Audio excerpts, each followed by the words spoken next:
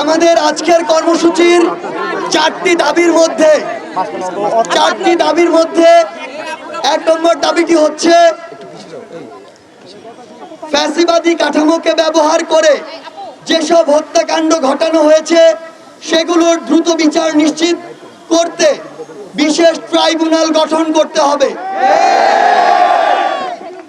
২ নম্বর দাবিটি হচ্ছে সংখ্যালঘু ভাই বোনদের উপর আওয়ামী লীগ ও ১৪ দল সহ যারা পরিকল্পিত ডাকাতি ও লুণ্ঠনের মাধ্যমে গণ অভ্যুত্থানকে বিতর্কিত করার প্রচেষ্টায় অংশগ্রহণ করেছে তাদের বিচার নিশ্চিত করতে হবে। ৩ এবং ৪ নং দাবিটি উত্থাপন করবেন বৈষম্য বিরোধী ছাত্র আন্দোলনের অন্যতম সমন্বয়ক হাসনাত আব্দুল্লাহ।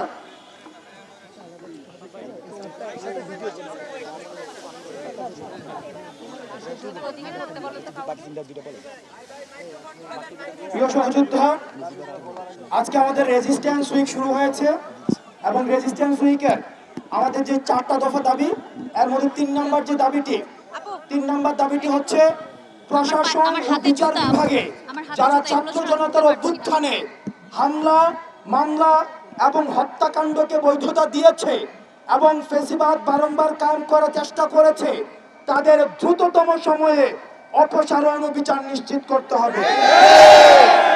আমরা কিন্তু এখানে প্রশাসন এবং বিচার বিভাগকে ইনক্লুড করেছি, অর্থাৎ প্রশাসনের যে কোনো পর্যায়ে সেই ইনক্লুসিভের জায়গা থেকে আগের ফ্যাসিস্ট সরকারের যারা ফুড সোলজার ছিল, যেসব সচিব ছিল, সেসব আমলা ছিল, তাদেরকে পদত্যাগের মধ্য দিয়ে, পদচ্যুতের মধ্য দিয়ে আমরা সেটির দৃশ্যমান পদক্ষেপ দেখতে চাই।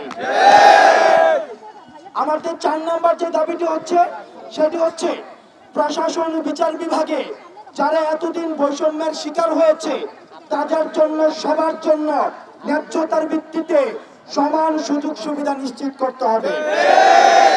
আপনারা জানেন আগের যে প্রশাসনটা সেটা ছিল হাসিনার তোষামোদী প্রশাসন।